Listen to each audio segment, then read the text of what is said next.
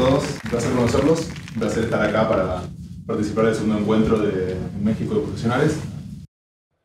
Entonces, primero un pequeño resumen, vamos a empezar por el final, un pequeño resumen de lo que vamos a ver durante el día.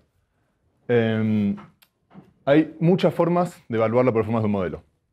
Durante esta presentación vamos a ver 3, pueden haber más, hay gente que puede tener formas distintas. Cuando hablamos de performance de un modelo, estoy hablando simplemente de una manera econométrica, más allá de la performance del portafolio, de la PD y esas cosas. Cada una intenta explicar una cosa distinta y ninguna medida es perfecta por sí sola. Entonces, es muy importante que sepamos para qué queremos usar el modelo antes de elegir cómo vamos a evaluarlo. Siempre es correcto evaluar todas las medidas, pero la decisión va a estar tomada más por alguna medida que por otra. Entonces, es muy importante entender las medidas del modelo, de performance del modelo, y de esa manera, sabiendo para qué vamos a usar el modelo, poder elegir la mejor. Luego, no solo con evaluar el modelo es suficiente, necesitamos saber primero qué es un cliente malo. ¿Qué es un cliente malo? Es lo primero que tenemos que saber antes de empezar a construir un modelo. Y esa definición de qué es un cliente malo va a tener que seguir siendo acompañada durante toda la vida del modelo. Cada vez que evaluemos el modelo vamos a tener que utilizar la misma definición. No podemos elegir una definición para modelar y después evaluar en otra, porque hay errores en la evaluación del modelo. Luego, también vamos a evaluar que no es suficiente solo anteriormente, sino que hay muchas formas de tener una población estable. Nos vamos a enfocar principalmente en la cantidad de información. Cuánta información es necesaria para realizar un modelo y para evaluarlo, cuándo no tenemos suficiente información para evaluarlo. Y por último, vamos a hacer una comparación entre cómo evaluar un modelo y cómo evaluar un portafolio. Estas dos cosas no son iguales, pero sí tienen que estar alineadas. Y eso vuelve al mismo punto del principio, donde dijimos tenemos que saber para qué vamos a usar un modelo, o sea, tenemos que saber qué queremos de nuestro portafolio para elegir cómo evaluar el modelo. Entonces, el primer punto vamos a primero ver todas las métricas. Vamos a trabajar en 3 métricas distintas. Después vamos a ver cómo elegir la definición de malo, cómo ver qué es un malo. Luego vamos a entender un poco los temas de estabilidad de la población. Y por último, vamos a ver cómo podemos interactuar la performance de un modelo con la performance de un portafolio.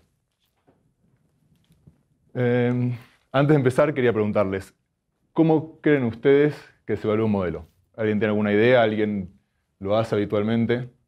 Bueno, como dijimos, hay muchas medidas. Hay varias. Vamos a ver 3, pero siempre es importante, y esto lo voy a repetir alrededor de 13, 15 veces durante la presentación, tenemos que saber para qué queremos usar el modelo. Esa es la primera pregunta. ¿Por qué necesitamos un modelo? ¿Qué es lo que queremos conseguir con nuestro portafolio por lo que estamos aplicando el modelo? De esa manera vamos a saber cómo evaluarlo y qué métricas mirar. La primera métrica que les quiero comentar son 2, pero en realidad es una. Se conoce como AUC o Gini. Van a ver que tienen valores distintos, sin embargo, es la misma medida. Evalúan exactamente lo mismo y mediante una fórmula muy simple se puede conseguir el valor. Si tenés el valor de una, puedes conseguir el valor de la otra. Entonces, ¿qué es lo que intenta esta medida? Esta medida intenta evaluar cómo el modelo está separando los clientes buenos de los clientes malos. No nos va a decir cuál es el nivel de riesgo, o sea, cuánta gente va a ser mala.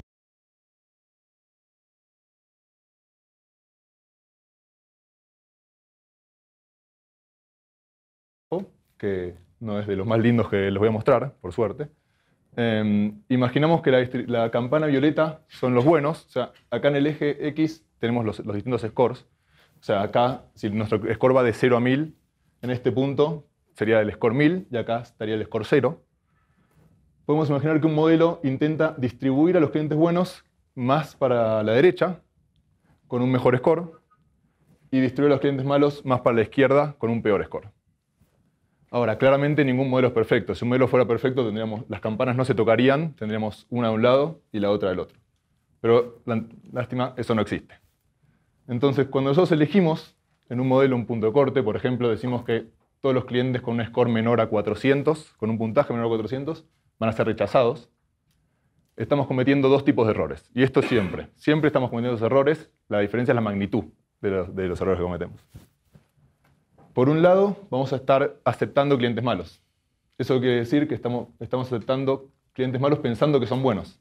Eso es lo que se llama en estadística, en econometría, un error de tipo 1. Y también tenemos un error de tipo 2, no somos muy originales con los nombres en estadística, generalmente, que es rechazar a clientes buenos porque pensamos que son malos. Entonces, lo que va a hacer el AUC y el Gini es tratar de evaluar cuán bien hacemos esta separación. Cuán chicos tenemos estos errores, error de tipo 1 y error de tipo 2. Mientras más chicos sean, mejor va a ser el resultado del AUC y del Gini. Pero ¿cómo lo calculamos? Bueno, primero, acá pueden ver lo que les había dicho. Del Gini al AUC, la relación es muy simple. Si tenemos el AUC y lo multiplicamos por 2 y le restamos 1, tenemos el valor del Gini. AUC, las siglas significan área bajo la curva en inglés, y están relacionados con esta curva que hemos acá al costado, que se llama curva ROC. La curva ROC lo que intenta es evaluar, comparar cómo acumula buenos el modelo y cómo acumula malos. ¿Qué quiere decir esto? Nosotros tenemos una base de datos con un montón de gente buena y gente mala que tiene un puntaje, ¿no? Entonces, primero se ordena la base del peor puntaje al mejor puntaje.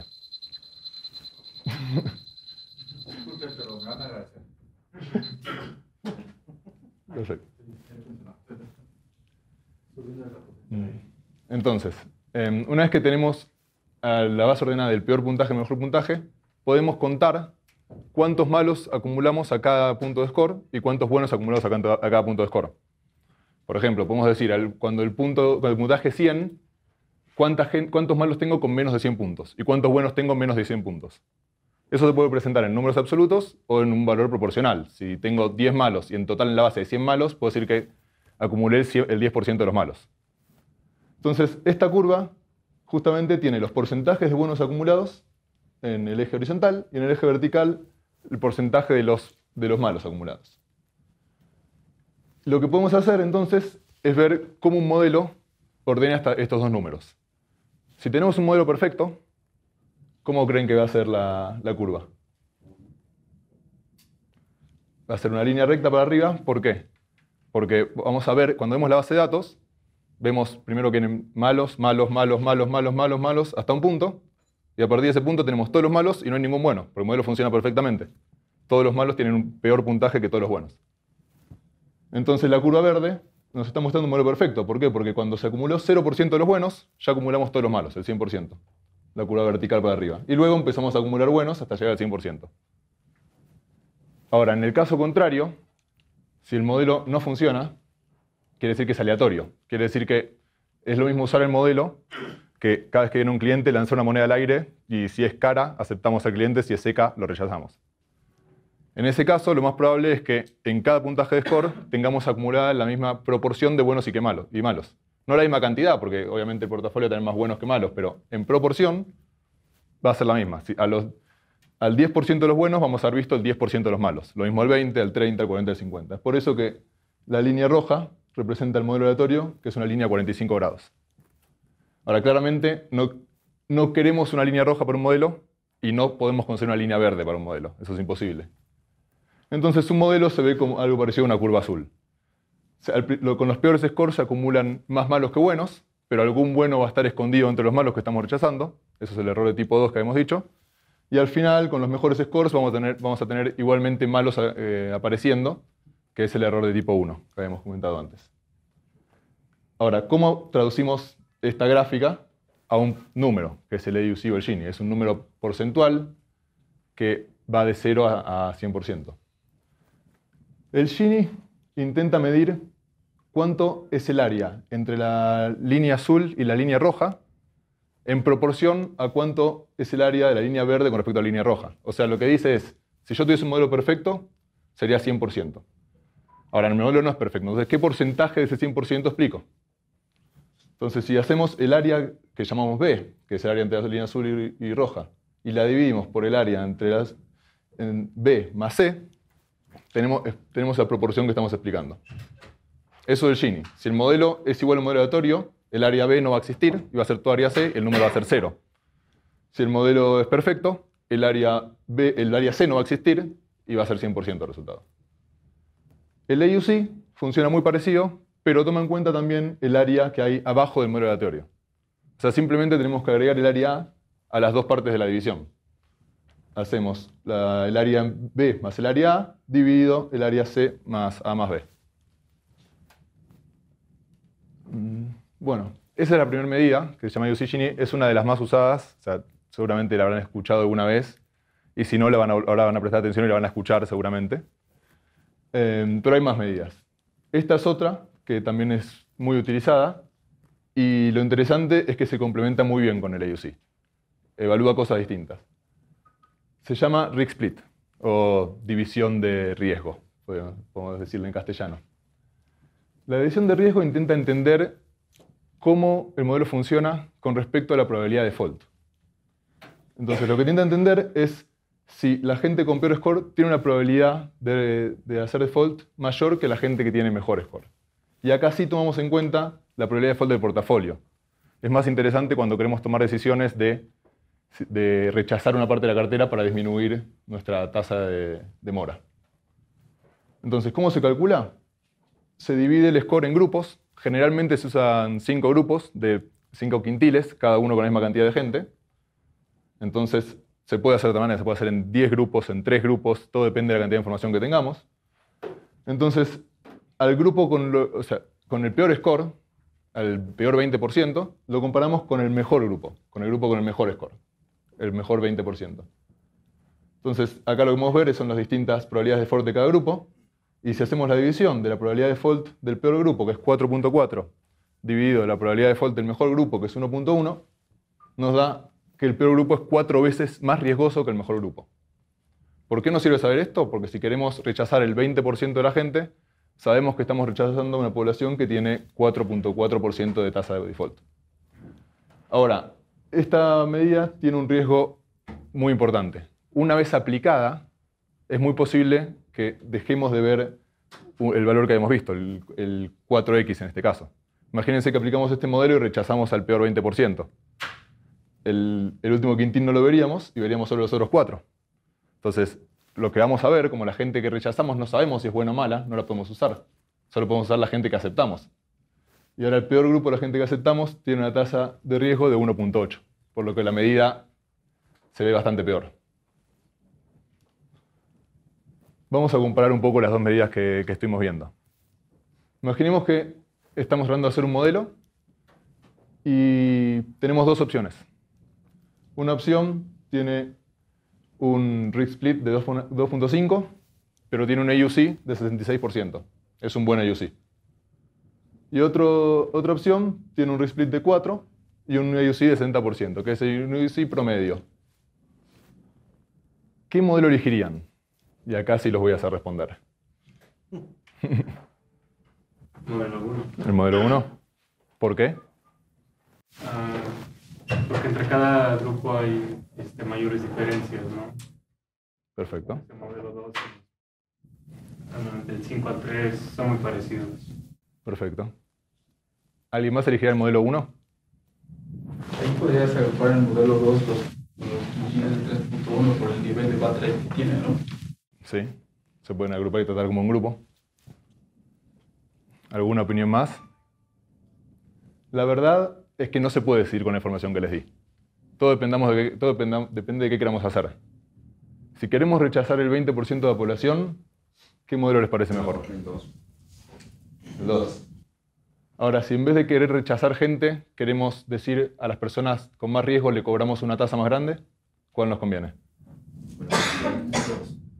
No, nos conviene el 1, porque podemos hacer mejor discriminación. O sea, podemos elegir 5 tasas distintas. Ah, sí, si quieres más tasas, sí. Si quieres, Pero tienes más ganancia en todo, ¿no? Porque tienes el clúster que decía el compañero, y a todos les cobras una tasa más amplia. todo depende, porque acá, sí, esto está separado en gente distinta. Siempre depende. O sea, si vos querés poner 2 tasas, sí. Sino que también es una solución buena, ver 2 para Seguro. la tasa diferencial.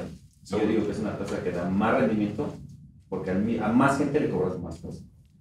Pero esta gente, la gente que está acá, tenemos competidores en el mercado. No, claro, y acá también. Y acá Sí, le cobrarás una tasa exacto. muchísimo más alta que al clúster de acá. Al 2.7 del modelo 1, le cobrarás una tasa más alta que al 3.1, 3.6, 2.9. No necesariamente, porque nosotros sabemos que la tasa de default de este grupo es 2.7. Entonces imaginemos que tenemos una tasa base de 10 puntos y le decimos vamos a sumarle una tasa igual a la probabilidad de default. En este caso la tasa sería 12,7 y en este caso la tasa sería 13,1. Entonces, en el peor grupo mucho no sé la diferencia, pero por ahí cuando vemos este grupo, a gente acá le cobramos 2,9 y la gente que está en este grupo en realidad, que tiene una probabilidad de default de 1,8, por ahí elige un competidor porque puede conseguir un préstamo más barato. Entonces, generalmente, cuando queremos hacer evaluación de cobrar tasas más altas a la gente más riesgosa, conviene un modelo que tenga un mejor AUC. Pues nos permite discernir mejor a los clientes y ofrecer tasas más competitivas. Ahora, cuando queremos rechazar gente, es muy posible que convenga un modelo que tenga un mejor risk split. Voy a darles otro ejemplo. Imaginemos que todos juntos hacemos una compañía de modeling, vamos a ver modelos, y conseguimos nuestro primer partner. El primer partner, por suerte, nos dice, voy a empezar a prestar y voy a colectar información para que ustedes hagan el modelo y voy a prestarle a todo el mundo, no voy a rechazar a nadie. Eso les tengo que decir es el sueño de cualquier persona que hace modelos. A mí Jared viene y me dice eso y yo voy a estar muy contento por una semana. ¿Por qué es nuestro sueño? Porque cuando nosotros no vemos toda la población, si el banco hubiera rechazado el 20% al principio, hay 20% de la población que nosotros no estamos viendo y que no sabemos cómo es. Nosotros con el modelo intentamos entender las características de la gente, intentamos entender la relación de diferentes variables con la mora. Si hay gente que no estamos viendo, no podemos confirmar si esa relación se cumple en esa gente también. Por ahí es muy distinta. Entonces, por suerte, acá nos ayudan y le prestan a todo el mundo. Una vez que terminan de hacer los préstamos para que podamos hacer el modelo, tenemos suficiente información, nos dan la información y nos dicen, por favor, háganos un modelo y piensen que cuando empecemos a hacer el modelo queremos rechazar el 20% de la gente.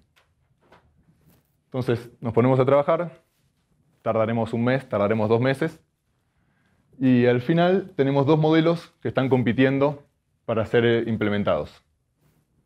El modelo 1 tiene una tasa de default de 5% en cada uno de los primeros grupos y una tasa de default de 20% en el último. Me olvidé aclararles que este es un ejemplo bastante extremo para que se entiendan más los conceptos. Es muy raro que un modelo con esas tasas de default llegue a ser final. Sí, exactamente. Exactamente.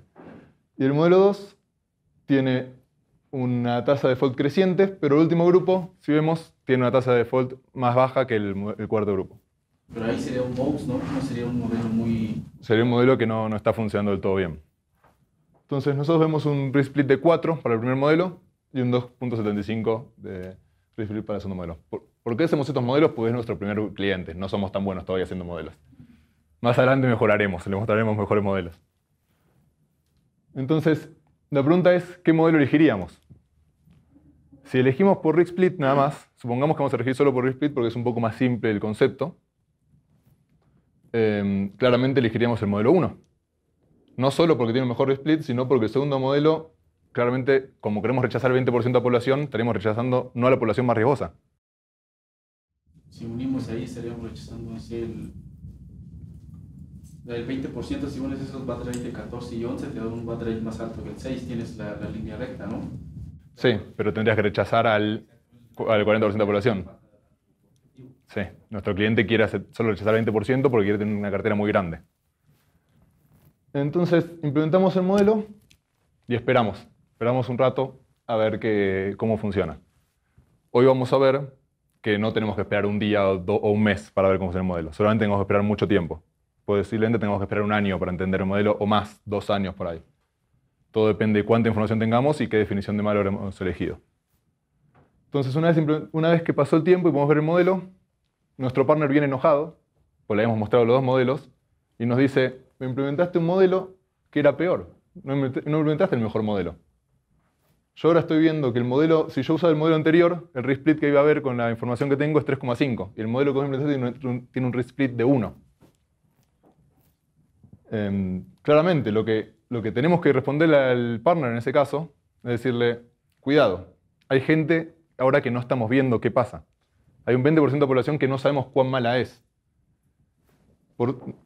Acá tenemos la suerte de que los default rates de los primeros grupos no cambiaron. O sea, claramente nuestro modelo era muy bueno y las proyecciones eran buenas, entonces la población no cambió y cada grupo sigue teniendo la misma tasa de default. Entonces lo que podemos suponer acá, que las del grupo 5 tampoco cambiaron. Entonces, si nos acordamos, teníamos una tasa de default de 20% y de 11%. Entonces nuestra respuesta al partner, ¿qué debería ser? Le deberíamos decir, cuidado, la gente que estás rechazando tiene una tasa de default de 20%. Entonces el risk split que estamos mirando no es el risk split real del modelo, es solo el que podemos observar.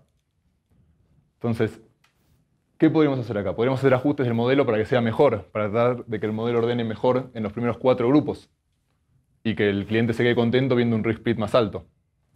Ahora, si hacemos eso, seguramente estamos cambiando las reglas y la población que estamos rechazando puede ser aceptada de nuevo. No sabemos cómo va a funcionar. Entonces, llega un punto donde hay que mirar la performance del modelo, hay que entenderlo, pero también es más importante entender el negocio. Otro punto que no les comenté acá, miren las tasas de default del portafolio. Si hubiéramos aplicado el modelo 2, sí, el modelo funcionaría mejor, por ahí el partner no nos diría nada, pero su tasa de default sería mucho más alta, sería 7,5. Entonces, si lo que nos interesa es lograr un negocio exitoso, no solo tenemos que mirar la performance del modelo, sino tenemos que entender qué está pasando con el portafolio y qué está pasando con el negocio. Un resumen de la comparación de estas dos medidas, que a mi entender son las dos mejores medidas para evaluar un modelo. El AUC nos indica cómo ordenar la data, cómo ordena la data el modelo, cuán bien separa los buenos de los malos. El risk split nos ayuda a entender qué riesgo tiene la población rechazada o qué riesgo va a tener la población aceptada. Cuando miramos el AUC no lo vamos a saber, cuando miramos el risk split sí lo podemos saber. El AUC no se deteriora mucho. Este problema que vimos recién con el risk split no pasa tanto con el AUC cuando el AUC es bueno. Si el AUC es bueno, si no rechazamos gran parte de la población, el AUC debería seguir siendo bueno a lo largo del modelo, más allá de la implementación. Por eso vimos que los modelos que tienen buen AUC son líneas más verticales, y por ahí un modelo con muy buen risk split no es tan vertical. Tan diagonal, perdón. Y es muy útil el AUC, como dijimos antes, para cuando hacemos risk-based pricing, que es cobrar distinto a los distintos niveles de riesgo. Es decir, cobrar tasas más altas a la gente más riesgosa. El risk split nos sirve para entender la tasa de default de un porcentaje de la población y nos sirve para entender cómo rechazamos a la gente y a qué gente vamos a rechazar. También nos sirve para tomar decisiones. Por ahí no sabemos qué cantidad de gente queremos rechazar, pero sí sabemos qué PD queremos, qué probabilidad de default queremos. También sirve para eso el risk split, porque elegimos rechazar gente y sabemos cuál es la probabilidad de default que nos va a quedar una vez que rechacemos a la gente. Entonces, una pequeña conclusión: no se queden con ninguna de las dos medidas, no miren solo una. Siempre conviene mirar las dos. Mientras más información tengamos para estas cosas es mejor. Y las medidas son complementarias. Como ven, se usan para cosas distintas y miden cosas distintas. No hay que usar una o la otra. Pero, sin embargo, siempre cuando tenemos dos medidas puede pasar casos donde tenemos dos modelos donde uno es mejor en cada medida. Y ahí es cuando de verdad es importante entender el negocio, entender qué es lo que queremos hacer. Queremos rechazar gente, queremos bajar la probabilidad de default, queremos mejorar nuestra rentabilidad cobrando más a los más riesgosos y aceptar a toda la gente. En base a eso podemos elegir la mejor medida y entender qué es lo que tenemos que mirar. Una medida más, y paro un poco con la parte más econométrica de la charla. El KS, o conocido como Kolmogorov-Smirnov. Palabra complicada. El KS intenta medir también de alguna manera cuán bien separan los buenos y los malos del modelo, pero lo mide en un momento puntual y no sabemos en cuál. Les voy a explicar cómo funciona. El modelo se ordena del mejor score al peor score. También puede haber gente que lo haya visto de la otra manera, es exactamente lo mismo. Pero en este caso ordenamos del mejor score al peor score y graficamos dos líneas. La cantidad de buenos acumulados porcentual que hay en cada grupo de score y la cantidad de malos porcentual que hay acumulado en cada grupo de score. Muy parecido a la curva ROC, es la misma información. Luego comparamos cada punto, la cantidad de buenos con la cantidad de malos, y los restamos. Por ejemplo, en el primer grupo del modelo 2 tenemos alrededor de un 10% de buenos acumulados y un 3% de malos acumulados. Ahí la resta nos daría 7 puntos, 7%. Entonces hacemos eso para cada grupo, o para cada score, también se puede hacer a nivel de score, esto no hace falta hacerlo a nivel de grupos, y elegimos el valor máximo. O sea, dónde la separación entre acumulados de buenos y acumulados de malos es mayor. Acá tenemos dos ejemplos, donde se puede ver, el modelo 2 tiene un KS de 23%, o sea, no se usa el porciento, generalmente en KS se dice 23, y el modelo 1 tiene un KS de 38. Ahora, ¿qué modelo elegirían de estos dos? El segundo. El segundo, muy bien. ¿Por qué? Por cómo mantiene la separación entre los buenos y los malos. Creo que he visto un modelo con KS que te dé eso. También. Esto, de nuevo, van a haber muchos ejemplos extremos en la presentación. Es simplemente porque los conceptos por ahí me parece que son más claros cuando vamos al extremo. Después hay toda una gama de colores que puede suceder. Pero claro, yo les estuve diciendo que el mejor modelo es el que tiene mejor KS. Mientras más KS, el modelo es mejor. ¿Por qué el modelo 1 no es bueno? Entonces, evaluemos un poco la probabilidad de default en cada grupo. Si vemos el modelo 2, el que muy bien eligieron, la tasa de default es creciente, como queremos que sea un modelo, y no hay ningún grupo con mejor score que tenga una probabilidad de default más alta que el siguiente. Ahora, si miramos el modelo 1, no es un muy buen modelo, me parece, ¿no? Espero que estemos todos de acuerdo. A ver, si queremos rechazar el 10% de la población, por ahí el modelo no sirve. Estamos rechazando un montón de malos. Pero es muy difícil el 10% de la población y solo para eso. Pero de nuevo, el mismo concepto de siempre. Pensemos en cómo queremos usar el modelo. Si yo quiero rechazar el 10% de la población, voy a elegir el primer modelo sin lugar a dudas. Y el risk split del primer modelo es 4 puntos, pero el risk split del segundo modelo es alrededor de 7 puntos. Así que ahí tenemos una contradicción entre las medidas. El KS dice que es mejor el primer modelo, el risk split dice que es mejor el segundo modelo. Por esta razón, a mí particularmente, y esto es algo personal, mucha gente le gusta esta medida, a mí me gusta más mirar risk split y UC, y esta medida se calcula, se sigue, pero no es generalmente es la tercera en importancia, para mí. ¿Por qué? Porque generalmente pueden pasar cosas parecidas a esta. Al no saber dónde está la máxima diferencia, puede estar en el noveno grupo, puede estar en el primer grupo, en el segundo grupo. No sabemos bien cómo está funcionando el modelo, no sabemos bien qué podemos hacer con el modelo. Al ver las tasas de default y el risk split, tenemos una información muy parecida y podemos tomar mejores decisiones. Bueno, por suerte terminé un poco en la parte econométrica. Espero no los aburrí demasiado con esa parte. Pero antes de seguir, ¿alguien tiene alguna duda? ¿Alguien quiere que repita algo? ¿Alguien quiere...? Entonces, dijimos que saber cómo evaluar un modelo es muy importante, pero es más importante aún saber sobre qué queremos modelar. Si no elegimos qué queremos predecir, es muy difícil que podamos tener éxito. Entonces, la primera pregunta que les quiero hacer es, ¿qué creen que es un malo en una institución financiera? Hay diferentes conceptos, ¿no? ¿Es malo teniendo de ventas, malo regulatorio o malo negocio? Perfecto. Ahora, pensando en un modelo, en algo que vos querés predecir, ¿qué dirías que es un malo? De acuerdo a lo que yo veo de mi negocio y mis políticas, Sí. sería un crédito que a partir de cierto número de días lo voy a considerar malo o en cartera vencida. Perfecto. ¿Y cuántos días serían para vos? 60 días. ¿Por algún...? Regulatoriamente en México son 90 días. ¿Y ustedes eligen 60 por alguna razón especial? Por también el plazo en los que son los créditos. Perfecto. ¿Alguien quería decir algo más? Claro que la forma como hemos trabajado, así como lo comentó este compañero, también la asociamos también a una correlación con la cartera vencida, que mayor correlación tenga con la cartera vencida. A partir de ahí tomamos nuestro punto de malo y tomamos la ventana de información que vamos a modelar. Perfecto. Muy bien. Exactamente. Si miramos, por ejemplo, Basilea es la norma regulatoria bancaria europea, que se creó más o menos después de la crisis del 2008, por alguna razón, no se me ocurre cuál. Basilea dice que generalmente la definición de malo tiene que ser un préstamo que estuvo 90 días en mora en los primeros 12 meses. Ahora, ¿eso es correcto para todos los negocios? No, para nada. Cada negocio, como bien dijeron, tiene sus características y tiene una definición de malo distinto. Pero bueno, es entendible que la regulación no puede ser tan amplia como para evaluar todas las empresas, tiene que elegir algo y 90 días en los primeros 12 meses es un estándar de la industria, realmente.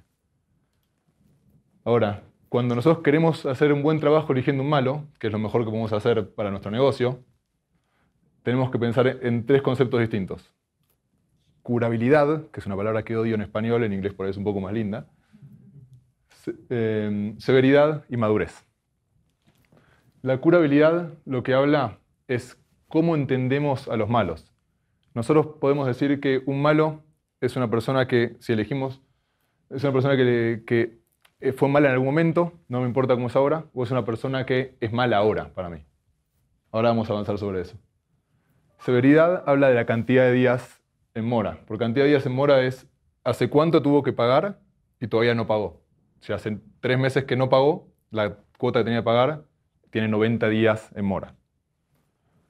Y la madurez, por último, es cuánto tiempo vamos a observar a cada cliente antes de decir si es malo o no es malo.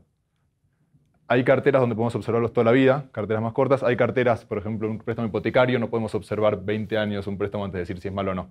Debemos modelar con información de hace 20 años. Entonces, lo primero es la curabilidad. Como les dije, la curabilidad indica en si estamos pensando en un malo al momento actual o un malo que fue malo en el momento y ahora no nos importa cómo es. Una persona que tuvo 90 días de mora, si imaginamos que nuestra definición de severidad es 90 días, una persona que tuvo 90 días de mora en el mes 5 y luego pagó, y hoy estamos en el mes 12 y no tiene ninguna mora, ¿lo consideraría una persona mala o una persona buena? Es una buena pregunta. Va a depender, ¿no?, de tu ventana, si es, por ejemplo, una 90-12. Imaginemos que es 12. Y en los últimos 12 meses caíste en 90 días de mora. Exactamente. Es un estándar de la industria y tiene una razón pensar que si una persona fue mala en algún momento, antes de que termine la ventana temporal, no nos importa cómo está ahora, esa persona es mala. ¿Por qué? Primero porque es más conservador. No sabemos por qué pagó por ahí. Tuvimos suerte, pero sabemos que fue una persona que llegó a 90 días y según nuestro análisis, como bien dijimos, 90 días está muy correlacionado con la pérdida contable, cuando reconocemos una pérdida. Y aparte, vamos a tener mayor cantidad de malos, que es muy importante para modelar. Mientras más malos tengamos, mejor modelo vamos a hacer. También necesitamos buenos, ¿no? No es que tener 100 malos y no tener buenos es bueno. No, me imagino que buenos vamos a tener porque si no, no estaríamos en el negocio. Entonces, claramente una definición con cura se usa más para un análisis de portafolio. Implica mirar al portafolio en un momento y ver, no sé, miramos todos los préstamos de 12 meses, por ejemplo, y decimos, ¿quién tiene mora en este momento? Y no nos importa qué pasó antes. Si entró 90 días en mora en el mes 5 y después pagó, esa persona es buena, con la definición con cura.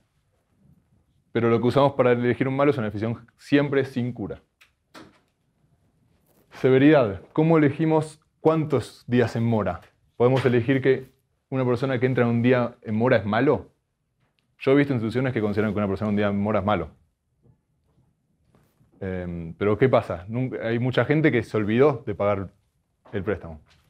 Que no llegó, que tuvo un problema en el tránsito, un accidente y no llegó a pagar.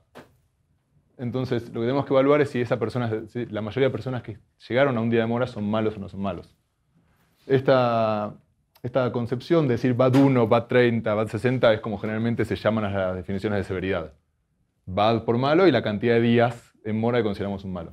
Lo ideal para modelar, que no es posible, sería utilizar write-off, que sería la pérdida contable.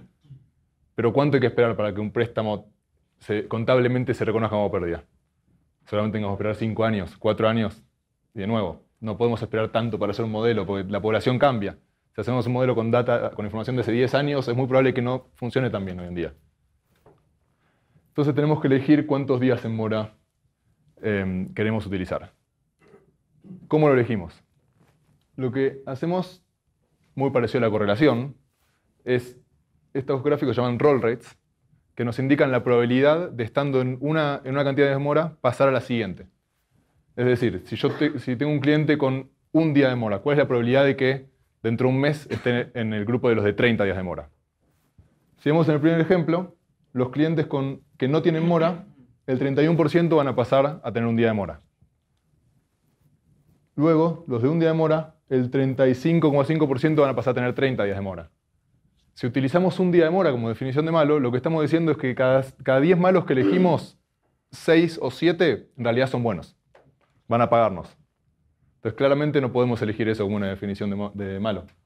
Lo que tenemos que buscar es que la probabilidad sea muy alta, no alta, bastante alta. Entonces en el primer caso, por ejemplo, si queremos usar 60 días de mora, la probabilidad de pasar a 90 es 47,5, nos sigue sin servir. Pero si elegimos 90 días de mora, la probabilidad de que esa gente pase a write-off o pase a la definición siguiente es casi 90%. Es decir, cada 10 clientes que consideramos malos, 9 son verdaderamente malos. Acá tenemos un ejemplo también para los clientes, para cuando podemos elegir 60 días de mora, el ejemplo 2. Un 83% de la gente pasa a 90, es bastante bueno. Es discutible, hay gente que prefiere ser más severa. También pensemos que mientras más definiciones más grandes elijamos, si elegimos band 90 en vez de band 60, nuestra cantidad de malos va a ser menor. Y como les dije, nosotros queremos la mayor cantidad de malos posibles. Queremos elegir una buena definición, pero con la cantidad mayor de malos posibles para hacer mejores modelos. Entonces puede ser que con el segundo ejemplo elijamos una definición de band 60.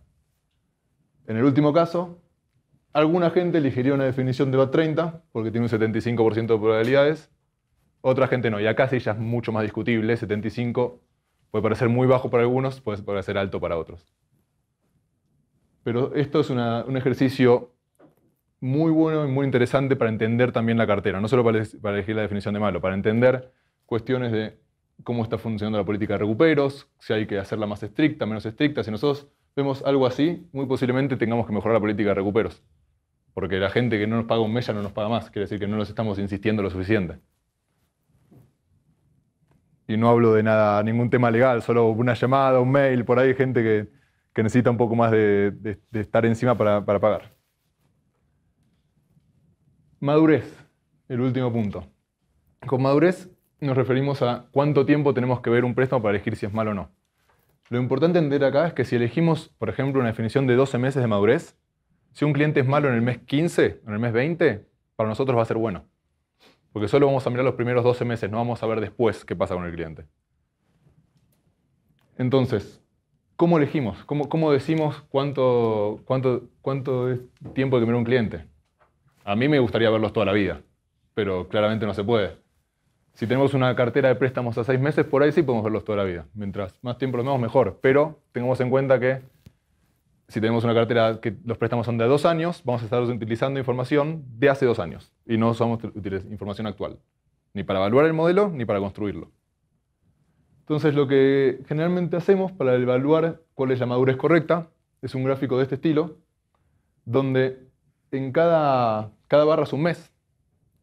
Y en cada mes lo que tenemos es toda la cartera disponible, observar solo esa cantidad de meses. Por ejemplo, si miramos M7, lo que decimos ahí es agarramos toda nuestra cartera de créditos y nos fijamos solo los que tienen a menos 7 meses en libros. Los que tienen menos de 7 meses en libros no los usamos.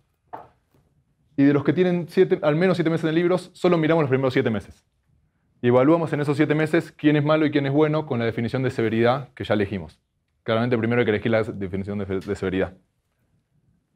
Y lo mismo hacemos con todos los meses. Acá vamos a ver 2 efectos. Uno, que mientras más meses elijamos, la tasa de default va a ser más alta. Y otro, que mientras más meses elijamos, menos información tenemos. Y eso es muy importante. Porque a mí en este caso me gustaría elegir 14 meses porque tengo más información. Tengo más meses de vista del modelo y sé que es más fácil predecir quién va a ser malo realmente. Pero miren la cantidad de información que tenemos. No podemos hacer un modelo con ese poco nivel de información. Entonces tenemos que conciliar estos 2 efectos y elegir cuál es la mejor definición. En este caso se podrían elegir 2 definiciones, a mi gusto, por alguien quiere elegir una en el medio, un poco antes. ¿Y por qué las podemos elegir? Porque lo que observamos es que la tasa de default se está estabilizando. Cuando la tasa de default se estabiliza, significa que no va a haber muchos más malos que los que vemos ahí. Que a los malos ya los encontramos a la mayoría. Claramente, en 14 podemos tener 2 malos más, 3 malos más, 10 malos más, que en nuestro modelo van a aparecer como buenos, porque no vamos a usar esa madurez. pero lo que estamos ganando es mucha más información. Entonces lo ideal es buscar una definición de mora, de madurez, donde la tasa de default veamos que no sube en el futuro, en los siguientes meses, y que tiene suficientemente información para modelar. ¿Podemos hacer un modelo con M6, por ejemplo? ¿Qué les parece? ¿Alguien haría un modelo con M6?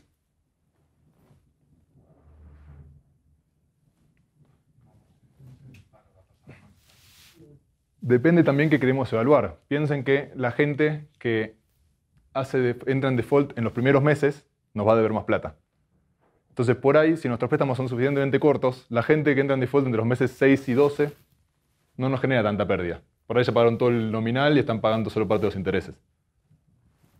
Entonces, puede haber algunos casos donde no convenga tanto elegir una definición tan madura y ir a definiciones más cortas. Pero en un caso normal, yo tampoco elegiría 6 meses de madurez, solo en casos específicos que queremos buscar información específica. Ahora, antes dijimos que no utilizamos los préstamos que no llegan a tener la cantidad de meses de madurez que dijimos. Imaginemos que estamos hablando de 6 meses en este caso. O sea, dijimos que si un cliente tiene menos de 6 meses en libros, no lo usamos. ¿Por qué no lo usamos? ¿Alguien tiene alguna respuesta por qué no usamos esos clientes? La idea básica es que si nosotros decimos que la tasa de default no llegó a un pico hasta los 6 meses, y usamos clientes de 4 meses en libros, de 3 meses en libros, lo que seguramente va a pasar es que tenemos malos escondidos de buenos, y tenemos muchos malos escondidos de buenos, porque la tasa de default no está estabilizada. Acá podemos ver un ejemplo en que vamos a ver primero el de abajo, donde tenemos un portafolio estable, donde todos los meses damos más o menos la misma cantidad de préstamos, en este caso 200.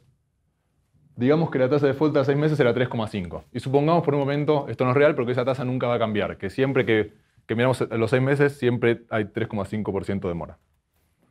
Entonces, si miramos los préstamos que están hace 5 meses en libros y no hace 6, la tasa de default no es 3,5, es 2%. Porque ese 1,5 es la gente que va a defaultear entre el mes 5 y el mes 6. Y ese 1,5, que en este caso de los 200 son 3 malos, los vamos a estar considerando como buenos. Lo mismo pasa en el mes 4, donde en vez de 3 son 4. Cuando usamos hasta mes 3, donde en vez de 4 son 3. Y si usamos hasta 2 meses, tenemos 5 malos que estamos escondiendo como buenos también. En total, la suma de todo eso es 17 malos que estamos escondiendo como buenos. En una población que no tiene tantos malos, que debería tener 7 malos por cohort. Es muchos malos escondidos como buenos que nos van a hacer más difícil modelar y que no nos van a dar información certera. Ahora, esto es aún peor cuando el portafolio está creciendo. Si el portafolio está creciendo, los que la cartera tiene menos meses, supuestamente debería tener más malos, pero como son poblaciones menos maduras, tienen menos malos. Y los errores, los malos escondidos como buenos, son cada vez más. Miren en el caso de los que tienen 2 meses en libros, tendrían que tener 35 malos y tienen 10. Más de la mitad de los malos están escondidos como buenos. Si hacemos un modelo con eso, seguramente no tengamos un modelo predictivo, porque no va a entender verdaderamente el modelo quién es malo. Solo va a entender quién es malo al mes 2. Bueno, entonces, recapitulando un poco lo que hicimos, porque por ahí fue mucha información. Primero, dijimos que elegimos siempre definiciones sin cura, es decir, si el cliente fue malo en algún momento del tiempo, va a seguir siendo malo. Luego elegimos cuántos días en mora tiene que tener un préstamo para considerarse malo, y eso lo elegimos utilizando los roll rate, la probabilidad de, estando en una cantidad de días en mora, pasar a la siguiente. Y por último elegimos cuántos meses vamos a mirar la madurez, cuántos meses vamos a mirar esos préstamos para decir si son malos o no. Y nunca vamos a usar clientes con menos tiempo en libros que la cantidad de meses en mora, que cantidad de meses de madurez que elegimos. Estabilidad de la población. ¿Alguna vez se preguntaron cuánta gente es necesaria para hacer un modelo? ¿Cuántos buenos y cuántos malos? O voy a hacer otra pregunta. ¿Alguna vez les dijeron no puedo hacer un modelo porque no tenemos suficiente información? Sí. Bueno, eso es un caballito de batalla de los modeladores. ¿Por qué les dicen eso? ¿Les dieron alguna razón alguna vez? No, cierto. Nunca les explicaron, porque solo le dicen no y es no. No se toma el tiempo de explicar. Bueno, Deberían. No, pues depende, ¿no? Depende de las cantidades. Idealmente siempre se esperan tener muchas, pero bueno, es que nuestro negocio es distinto, pero buscamos más bien es cómo lograr un modelo con la mejor cantidad posible, porque la adquisición de cada cliente a nosotros nos cuesta mucho. Entonces, más bien la pregunta no es cuántos necesito para crear un modelo, es cuánto es lo mínimo que necesito para crear un modelo. Muy bien la diferencia, porque son dos preguntas muy distintas.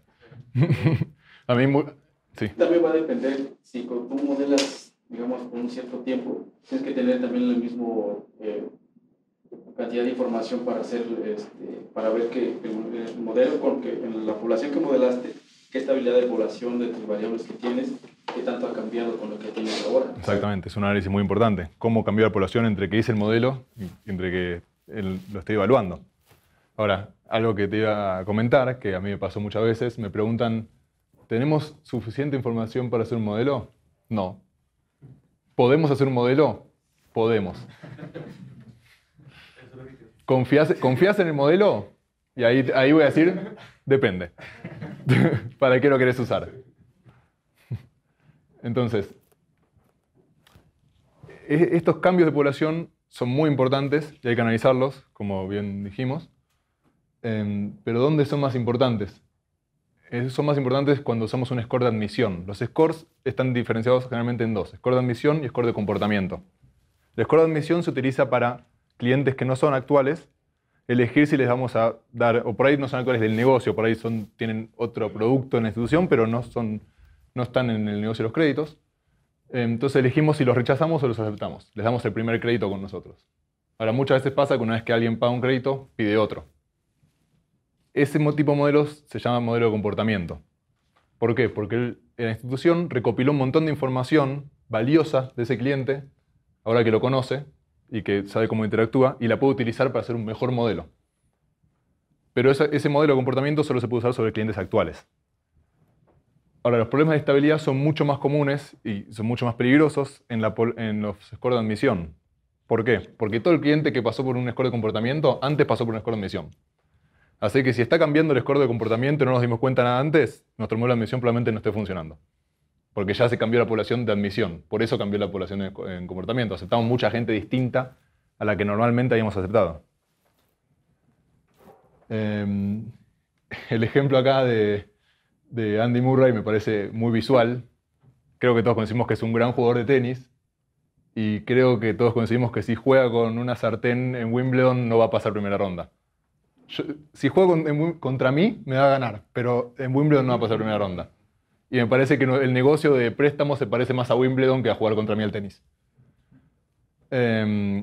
Lo que se quiere demostrar con la imagen es que por más de que tengamos los mejores sistemas, por más de que tengamos la mejor información, los mejores modeladores, tengamos las mejores herramientas, utilicemos las técnicas más avanzadas, si la información no es buena, si la información no es estable, no vamos a lograr grandes cosas. Entonces la información es un punto vital en la vida de cualquier modelador. Entonces vamos a pasar un ejemplo. Vamos a suponer que no nos fue bien con el negocio de hacer modelos, porque nuestros modelos no eran muy buenos, y decidimos poner un banco. Entonces ponemos un banco y damos 10 préstamos. No tenemos mucha plata todavía.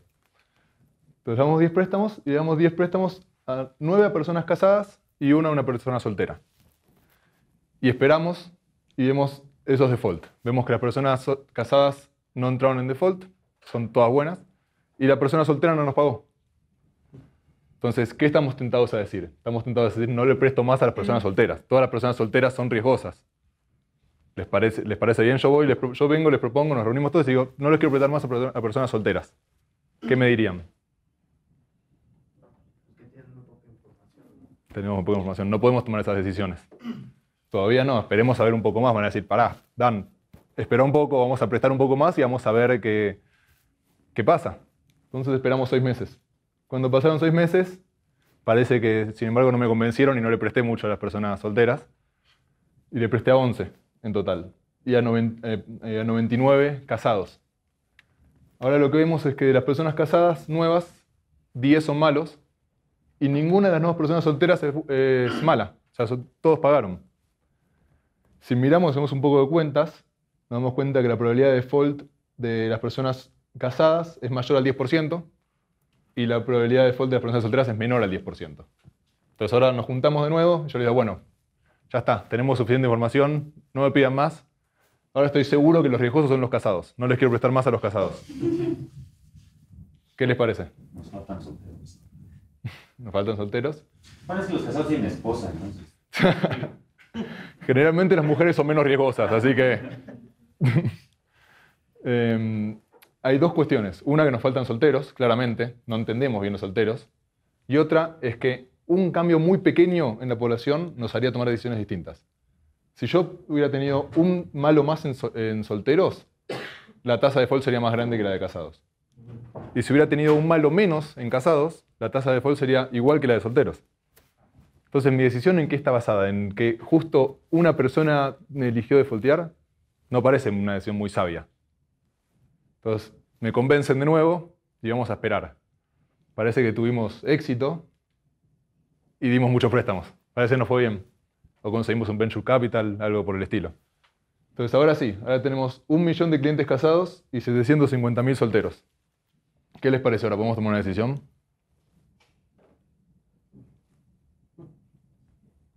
Por lo menos no de rechazar, porque no sé si nos conviene por la cantidad de malos, pero sí podemos predeciar distinto, sí podemos cobrar tasas más altas a los solteros que a los casados. Yo creo que esta tendencia no va a cambiar en el corto plazo. 10 malos más o 10 malos menos en ninguno, o 100 malos menos no nos van a cambiar la decisión. Entonces lo que sabemos en este caso es que nuestra información nos está dando verdaderas conclusiones de lo que puede llegar a pasar en el futuro. Obviamente nada es perfecto. Puede pasar algo, puede haber una ley nueva, puede cambiar varias cosas y que en el futuro esto no se dé. Pero por lo menos decimos que con la información del pasado esta es una decisión confiable y es una población estable. Porque tenemos suficiente información para decir lo que creemos que va a pasar en el futuro. Esto es básicamente lo que le dicen cuando dicen no tengo suficiente información. Le dicen yo necesito esto. No tantos, seguramente. Me gustaría modelar con tantos, no creo que pueda. Pero necesitamos esto. Necesitamos información que decimos en un mes más de trabajo no va a cambiar la conclusión, voy a tomar la misma conclusión. Eso es sumamente importante, porque si modelamos con información de los 6 meses, estoy tomando decisiones con información que un mes después cambiaba. Y si hubiera hecho el modelo 10 días después, hubiera tenido otros resultados. Y eso no es lo que queremos. Si vamos a implementar un modelo y vamos a tener que esperar 1 o 2 años para poder evaluarlo, tiene que ser un buen modelo. Vamos a poner el negocio en riesgo por tomar decisiones apresuradas, si no. Otro riesgo de no tener suficientes datos, lo que conocemos como overfitting. No sé si alguna vez he escuchado una palabra. ¿Alguien le hablaron alguna vez de overfitting? Overfitting es básicamente que el modelo no aprende de la información, sino que la memoriza. ¿Alguna vez tuvo algún compañero de escuela que iba al examen acordándose todo de memoria, cada punto de memoria, y después cambiaban un ejercicio, le cambiaban un poco la consigna y no sabía qué hacer? Eso es lo que hace un modelo que tiene overfitting. No entiende. No entiende a las personas, no entiende las características y las relaciones con el default. Simplemente memoriza todo y dice, si viene una persona igual, le voy a poner esto. Pero cuando viene alguien un poco distinto, ya no sabe qué hacer. Entonces, si vemos los ejemplos acá, vamos a ver que el modelo simple no parece tan bueno como el modelo de la derecha. No pasamos la línea por todos los puntitos que queremos identificar. Sin embargo, es un modelo más lógico. Tiene un movimiento lógico, quiere decir que está tratando de entender a la población. Y perdonen si hablo de los modelos como si fueran personas, pero es un gaje del oficio. De formación profesional, le dicen a alguna gente. El modelo de derecha, en cambio, vemos que pasa por todos los puntos, que en la población que usamos para entrenar el modelo va a dar muy buen AUC, va a dar muy buen risk split, va a dar muy buen KS. Sin embargo, si vemos los movimientos, son movimientos muy raros. ¿Por qué esta persona que está acá es tanto menos riesgosa de esta persona que está acá? Es medio extraño que haga esos movimientos bruscos, subidas bruscas. Eso quiere decir que el modelo no va a explicar bien. Cuando lo pongamos a funcionar, claramente un modelo tiene muchas variables y encontrar una persona con exactamente las mismas variables que las personas que usamos para modelar es muy difícil. Cuando pongamos a trabajar el modelo, cuando empecemos a usar, la gente va a ser distinta, aunque sea un poquito, y el modelo va a tener esas curvas raras que vemos ahí. Entonces, ¿cuándo pasa esto? ¿Cuándo pasa lo que llamamos overfitting? Overfitting ocurre generalmente cuando el modelo es demasiado complejo para la información que tenemos. Por complejo se puede entender cantidad de variables, se puede entender cantidad de técnicas, puede ser que estemos aplicando muchas técnicas para la creación del modelo. Básicamente esas dos. Entonces, mientras más variables y más complejo quiero hacer el modelo, quiero usar técnicas, no sé, alguna vez escucharon de redes neuronales, de ese tipo de técnicas, necesitamos más información para poder tener un modelo confiable. Entonces, siempre tengan en cuenta que si su base de datos no es muy grande, no van a poder tener un modelo de 100 variables, van a poder tener un modelo de 10 variables, de 20 variables, que por ahí no es tan bueno, pero va a ser un modelo que va a funcionar mucho mejor que un modelo de 100 variables en el futuro. El principio de parsimonia, exactamente. El principio de parsimonia dice en estadística que mientras menos variables se utilice un modelo, mejor. Porque somos vagos los modeladores. No, la cuestión es esa. La cuestión es que si a ustedes me dan una base de 100 observaciones y yo puedo usar todas las variables que quiera, les voy a predecir perfecto las 100 observaciones. Porque meto todas las variables y siempre va a haber una combinación de variables que indique lo que yo quiero indicar. Pero eso es memorizar y no es aprender. Entonces yo tengo que usar pocas observaciones, pocas variables, para la cantidad de información de observación que tengo, para poder decir, bueno, el modelo está aprendiendo y está entendiendo la relación entre las variables y la mora en este caso. Bueno, espero haber sido claro y espero que la próxima vez que alguien les dice no tenemos suficiente información, entiendan por qué y por lo menos puedan discutirle un poco. Pero es que nunca van a tener suficiente información. Nunca, eso seguro. La realidad es que no se quieren equivocar, pero también es un negocio, ¿no? Y como negocio yo podría estar dispuesto a perder dinero en la medida que tenga un aprendizaje.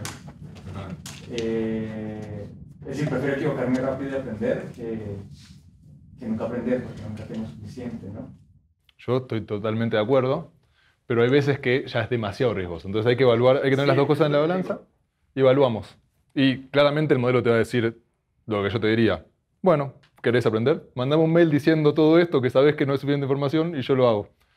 El modelador no va a querer tomar el riesgo de decir, lo voy a poder hacer. Va a haber siempre una discusión de poderes, que me parece sana en un negocio, de decir alguien velando por la integridad del modelo, porque sea lo más predictivo posible, y alguien velando por utilizarlo y crear un modelo nuevo para aprender y hacer mejores cuestiones. Lo mismo que pasa en ventas y compliance en cualquier negocio. Ventas quiere vender y compliance, la verdad es que no quiere vender. Quiere estar tranquilo que no estamos corriendo ningún riesgo. Es básicamente la misma interacción, que es sana para tratar de obtener lo mejor para el negocio. Porque si uno solo tomase la decisión, si la decisión la toma el modelador, nunca haríamos un modelo, y si la decisión por ahí la toma otra persona, haríamos un modelo con 10 malos. Entonces esta interacción hace que se logren decisiones un poco más razonables. El último punto que vamos a ver es, estuvimos viendo qué necesitamos para hacer un modelo, cuánta información, cómo vamos a elegir qué es un malo para hacer un modelo, cómo lo vamos a evaluar después. Algo que no les comenté es esta cuestión de estabilidad de población, no solo para hacer el modelo, sino también para evaluarlo. No vamos a evaluar un modelo con un malo, vamos a evaluar un modelo con suficiente información, no la misma que necesitamos para modelar, pero necesitamos suficiente información igual. Si yo hago un modelo, vienen y me dicen, el modelo está funcionando, ¿cuántos malos tenés? 3. No dejo de responder directamente porque no es razonable. Con un malo más, el AUC puede cambiar de 50 a 60 o a 70. Entonces ya sabemos cómo evaluar un modelo. Y ahora lo que queremos ver es ¿eso suficiente? Sabiendo si el modelo funciona, el negocio va a andar porque creemos. Porque los modeladores generalmente no nos fijamos en cuánta plata estamos ganando.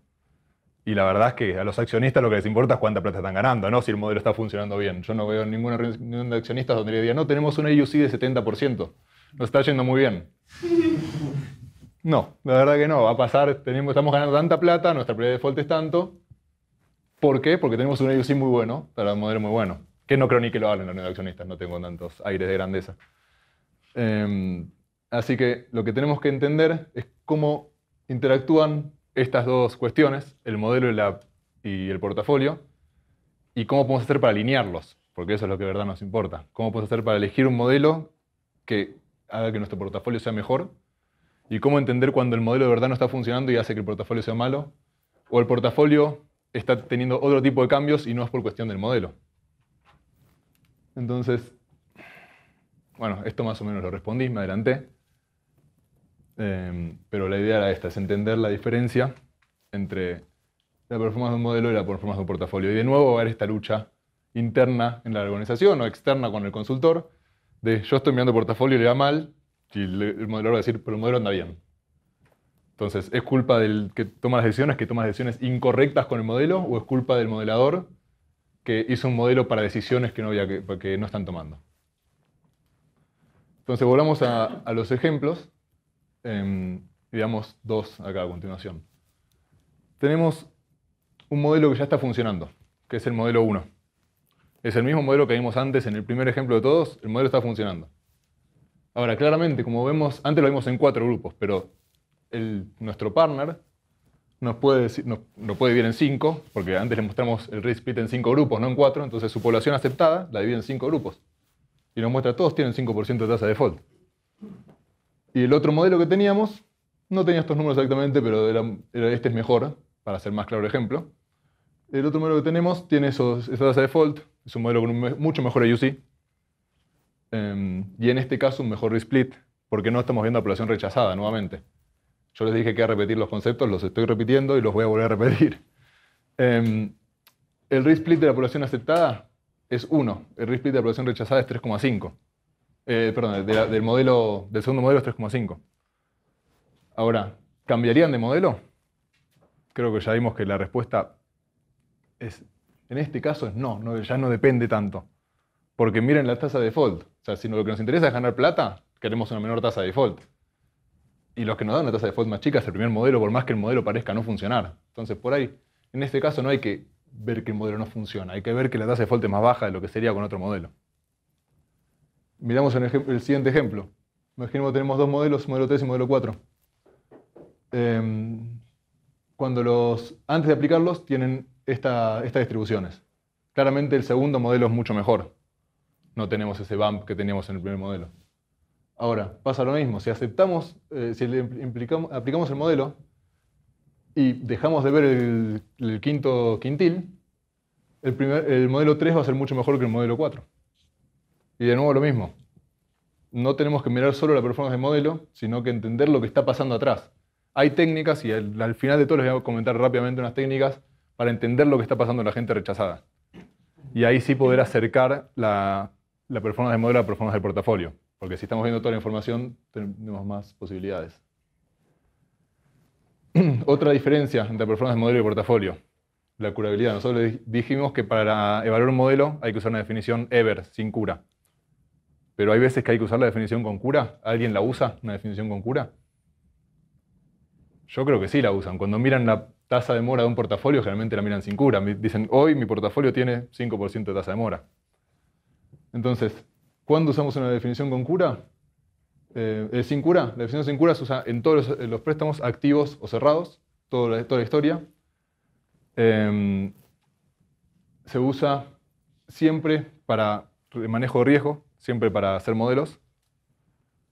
Y es muy buena para entender cómo está funcionando un modelo, cómo hacemos un modelo y ese tipo de cuestiones. Ahora, la definición sin cura se usa solo para el portafolio activo y se usa para definiciones más de negocios, para entender cómo está andando la cartera, cómo está funcionando, cuánta plata voy a perder, está mucho más relacionada a la definición sin cura que la definición con cura. Entonces, porque si la gente no me pagó, entró en 90 días de mora en el mes 5, porque me pagó con los intereses punitorios y todo, yo esa plata la recuperé, no la perdí. Y en la definición con cura voy a estar entendiendo que la perdí. Pero sin cura, esa plata estamos entendiendo que la recuperamos. Entonces, esta definición no es recomendable para el manejo de riesgo, pero sí es recomendable cuando uno quiere entender qué está pasando con la cartera hoy en día. Pero cuando evaluamos el modelo no podemos usar esta definición, porque lo construimos para definiciones sin cura. Acá abajo podemos ver cómo la diferencia de los malos, claramente cuando usamos definiciones sin cura, los malos se acumulan, no nos importa si mandan a pérdida o no, y cuando usamos definiciones con cura, los que mandamos a pérdida desaparecen, los que se recuperaron desaparecen, y son unas barras más estables que pueden hasta disminuir. Esto tiene mucha relación con lo que vimos hasta ahora, y habla del tema de la madurez. De nuevo, ¿por qué usamos una madurez? Y ahora sí, hay que usar madurez también cuando evaluamos un portafolio. No podemos evaluar un portafolio sin madurez. Imaginemos que un portafolio está creciendo y estamos utilizando una definición sin madurez. ¿Sí? O sea, los préstamos que tienen 2 meses en el portafolio los juntamos a todos y los metemos y calculamos la tasa de default. La escala ahí puede ser un poco engañosa, pero si no se llegan a ver, siempre es 1% la tasa de default en el gráfico de la derecha, de mi derecha. Entonces lo que vemos es en la línea la tasa de default y en verde la cantidad de préstamos que estamos prestando en cada mes. Si los últimos grupos son más riesgosos, no nos vamos a dar cuenta hasta que sea demasiado tarde. Porque al principio van a tener pocos malos. Y el crecimiento de la cartera, como cada vez tenemos más préstamos y van a ser más buenos porque son carteras jóvenes, nos va a esconder la suba en la tasa de mora. Si miramos por cohort, por ejemplo, acá es el gráfico de probabilidad de default, pero por cohort, imaginemos que cada cohort puede ser un mes, por ejemplo. Por cohort digo cuándo se realizó el préstamo. O sea, todos los préstamos que se realizaron en enero son un cohort, en febrero son otro cohort. Entonces acá vemos, y lo que estamos viendo, si el primer cohort es más antiguo que el quinto, lo que estamos viendo es que la tasa de default es cada vez más alta. Ven que las curvas se mueven para arriba. Entonces, esto, si no lo miramos así, y si no controlamos por madurez, nos va a esconder en la cartera. Y nos vamos a dar cuenta mucho más tarde. Es por esto que, aunque miremos la performance del portafolio, tenemos que mirar o por cohort, y ahí podemos entender directamente cuál es la tasa de default de cada cohort, o controlar por madurez y ver la tasa de mora en cada madurez. Y comparar, si queremos mirar en 2 meses, la miramos, pero comparamos con la tasa de mora histórica de 2 meses. Entonces sabemos si está subiendo o no está subiendo. No comparemos una de 2 meses con una de 6 meses. Otro punto importante. ¿Cuántos acá hacen tasa de mora en plata, no en personas? Generalmente cuando vemos un portafolio nos interesa cuánta plata perdimos, no cuánta gente no nos pagó. Entonces lo que vemos es, decimos, cuánta plata perdimos sobre la plata que prestamos y esa es nuestra tasa de mora. Eso es lo que de verdad interesa a la gente que está manejando más el negocio. Y es muy distinto a lo que hablamos en un modelo. Ahora, me pueden preguntar, ¿por qué no hacemos un modelo con tasa de mora en plata? ¿Por qué no usamos la plata para hacer el modelo? La verdad es que los modelos de score atacan un problema, que es la probabilidad de default por persona. El problema de riesgo de crédito son 3, generalmente. Es la probabilidad de default, que es atacada por los modelos de scoring, la exposición al default, conocida como EAD, por las siglas en inglés, que es la plata que se debía al momento del default. Y por último, la LGD, o pérdida en el caso de default, que es una vez que sabemos que el cliente entró en default y sabemos cuánto nos debió, vemos cuánto de verdad perdimos, porque una vez que pasó eso vamos a empezar a usar acciones legales, vamos a hacer distintas cosas para tratar de recuperar o vender la cartera, vamos a recuperar parte de la plata que nos deben. Entonces, la LGD ajusta lo que nos debían al momento de default por lo que de verdad perdimos. Y eso está relacionado con la tasa de mora en plata, esos 3 conceptos. Entonces, ¿para qué usamos la tasa de mora en plata? La usamos para análisis financieros, para cálculos de ROI, de ROA, para ver las pérdidas totales. ¿Y cuál es el problema? Nosotros dijimos, por ejemplo, una definición de 12 meses para un modelo. ¿Por qué? Porque es un problema con la cantidad de gente. Porque cuando evaluamos en cantidad de gente, como les dije antes, si el default ocurre antes, en los primeros meses, vamos a perder más plata. Si ocurre después, perdemos menos plata. Entonces, si acá tenemos dos cohorts con el mismo modelo que funciona igual, que tienen la misma probabilidad en 12 meses de default, que es 25%, la tasa de mora puede ser muy distinta. En una es 13% y en la otra es 20%. ¿Por qué? Porque el cohort rojo entra en mora mucho antes. O sea, la velocidad de los clientes para entrar en mora es anterior en el cohort rojo que en el azul. Y eso no lo puede ver el modelo. Esto no lo evalúa un modelo de score de crédito. Entonces, si alguna vez les pasa que ven que la tasa de mora en plata se disparó y es más alta, no corran a hablar con el modelador, a decirle el modelo no está funcionando. Primero miren cuánta gente está defaulteando y por ahí la cantidad de gente es la misma y solo pasaron otras cuestiones. Por ejemplo, hicimos un cambio en la política de recuperos. Hicimos un cambio en la política de recuperos, es posible que cambien los comportamientos de la gente y puede ser que la gente empiece a defaultear más rápido. Algunas formas de ver el portafolio. Esto es, vemos las distintas ventanas de madurez de 1 mes a 12 meses y observamos la tasa de default en cada mes. Entonces, acá está todo el portafolio, pero vemos en el mes 12 vemos solo los créditos que tienen 12 meses de madurez y vemos cuál es la tasa de default. Y así lo vemos para todos los meses. Entonces podemos entender, como vimos antes, cuál es la madurez deseada y podemos entender qué está pasando con la tasa de mora. Si comparamos este gráfico con el gráfico de un año antes, podemos ver si la curva se movió para arriba, si cambió de forma, si se movió para abajo. Y este mismo gráfico, que se llama Vintage Analysis, lo podemos hacer de muchas formas distintas que nos pueden aportar distinta información. Una forma es por cohort. En este caso vemos que cada año es menos riesgoso que el anterior, lo que decía, comparamos distintos años. Entonces sabemos que, si bien en el último cohort no tenemos suficiente información para probar la tasa de mora en 12 meses, ya sabemos que en 7 está funcionando mucho mejor, está teniendo menos mora que los anteriores. Podemos verlo por nivel de riesgo, es decir, utilizamos el score para dividir la población en grupos y comparamos el peor grupo con el mejor grupo y el de todo el portafolio. Entonces podemos ver una forma también rápida de entender si el modelo está funcionando o no, es que ocurra esto, que el peor grupo tenga un vintage analysis mucho más de tasa de mora más alta que el mejor grupo. Podemos ver por tipo de producto, si tenemos varias carteras podemos comparar consumo con business, con negocios. O también podemos ver como queramos, podemos comparar hombres con mujeres, podemos comparar distintos vendedores, podemos comparar tantas cosas como se les ocurran, y es una herramienta muy útil para entender qué está pasando con la tasa de mora del portafolio. Otro análisis interesante, que se llama Cohort Analysis.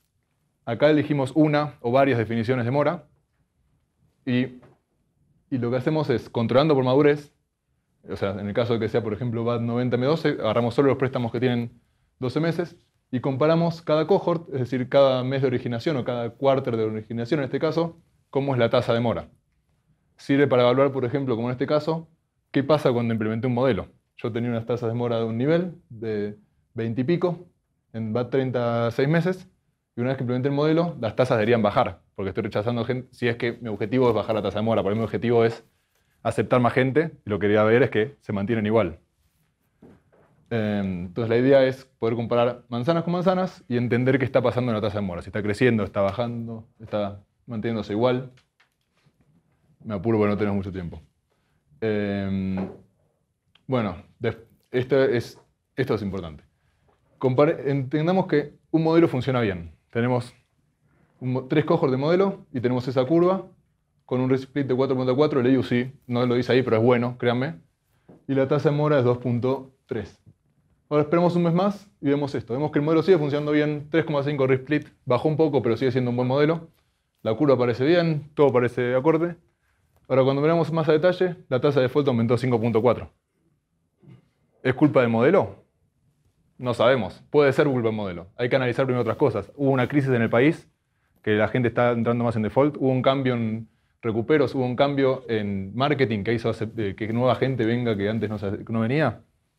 No sabemos. Hay que evaluar eso, hay que evaluar qué está pasando con los rechazados para de verdad entender si el modelo está funcionando o no. Porque puede ser que el modelo ya se haya degradado y ahora los rechazados sean mucho menos riesgosos que los aceptados. Entonces, ¿cómo hacemos para evaluar los rechazados? Y este es el último punto y los dejo de atormentar con información. El camino normal de un cliente en una institución financiera, hay muchas cosas en el medio, pero para verlo rápido, es el cliente se acerca al banco y puede ser aceptado o rechazado en base a los requerimientos. Una vez que es aceptado, puede tomar el crédito o puede decidir que no lo necesita. Y una vez que toma el crédito, podemos saber si es bueno o es malo. La gente que decidió no necesitar el crédito, que no lo tomó, es muy difícil obtener información, porque probablemente no haya obtenido otro préstamo. Ahora sí podemos saber qué pasó con la gente que rechazamos. Cuando hablo de la gente que rechazamos, hablo de esta barra gris de acá. Nosotros estamos asegurando el funcionamiento de un modelo y una barra gris que suponemos que la tasa de default es más alta. Ese es nuestro supuesto. Cuando hicimos el modelo, rechazamos a la gente porque era más riesgosa. Entonces, hay 2 formas de saber qué pasó con la gente rechazada. La primera es aceptarla. Es tan simple como eso. Si aceptamos, a saber qué pasó. Ahora, no vamos a aceptar a todos, claramente. Si no, no tiene sentido usar el modelo. Podemos aleatoriamente aceptar una pequeña parte de esa población. Si nuestros volúmenes son altos, esa pequeña parte que vamos a aceptar no va a cambiar mucho el negocio, no vamos a perder mucha plata y nos va a otorgar información muy valiosa. Es decir, yo puedo aceptar a la gente aleatoriamente. Cada vez que rechazo a alguien, no sé, tiro un número aleatorio y si el número da menos de entre 1 y 100 y si da menos de 10, lo acepto. Esa gente, lo que vamos a ver, vamos a entender cómo se relaciona con el banco, si pagó o no pagó, y vamos a poder hacer una estimación de esta barra. Claramente la barra va a estar por acá, porque no vamos a tener suficiente información para llegar hasta arriba.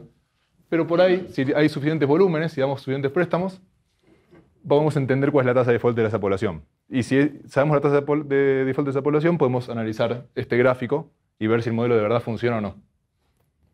Ahora, ¿qué pasa con esta técnica? Es muy cara, claramente. Hay que dar préstamos, la gente no quiere perder plata, no le gusta decir voy a prestar a la gente más riesgosa, pero es información muy valiosa y muy exacta.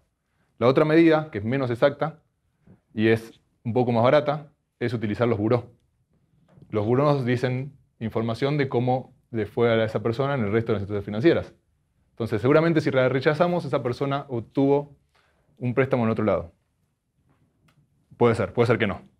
Si lo obtuvo, nosotros podemos seguirla pidiendo información financiera. En algunos países es pública, en otros no. Y con esa información, ver si fueron malos o no fueron malos. ¿Qué problema tiene? Que claramente todas las instituciones se manejan distinto. Entonces no sabemos si en nuestro banco hubieran hecho default verdaderamente o no. Pero podemos por lo menos estimarlo. Podemos probarlo, podemos ver qué pasa. Y es mucho más barata que la otra opción. Ahora, también puede pasar que si nosotros estamos entre las instituciones que aceptan gente más riesgosa, puede ser que si no nos aceptamos nosotros no nos aceptó nadie. Y si no nos aceptó nadie no va a haber información de esa gente.